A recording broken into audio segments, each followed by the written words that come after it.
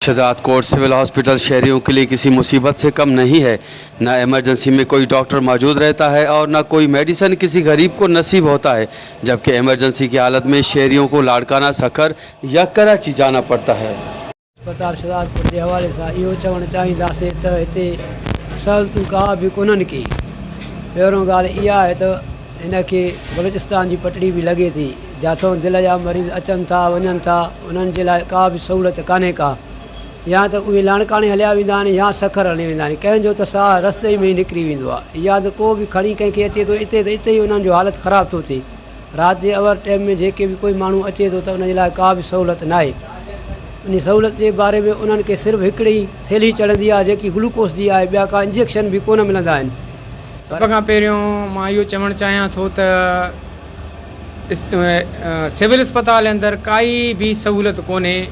एतिरे क़दुरु जो अस्पताल जा चापुड़ बि मरीज़नि जे मथां किरी था पवनि, डॉक्टरनि जे मथां किरी था पवनि, और डॉक्टर 3, 4, 5 डॉक्टर वेठा आहिनि। उते एतिरी रश आहे, बेइंतिहा रश आहे, न दवाऊं थियूं मिलनि, न ई कंहिं मरीज़ खे चङी तरह ट्रीटमेंट थी मिले।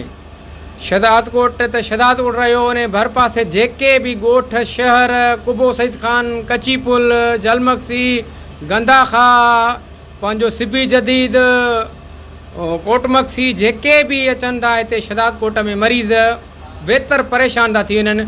उन्हनि जो मसइलो हल बि नथो थिए, न ई का उन्हनि खे कंहिं बीमारी दवा मिली सघे थी। सभिनि खे रेफर थो कयो वञे लाड़काणे, सखर, हैदराबाद, कराची। वश न्यूज़ से बात करते हुए शहरियों का मजीद कहना था कि ख़ास तौर पर रात के वक्त इमरजेंसी की हालत में दिल के मरीज़ों या हादसात के मरीज़ों को लाड़काना समेत दीगर शहरों की जानिब रेफ़र करके शहरियों के साथ खुल्लम खुल्ला जुल्म किया जा रहा है, मगर कोई नोटिस लेने को तैयार नहीं है। कैमरा टीम के साथ गुलाम अली ब्रावई, वश टीवी, शहजाद कोट।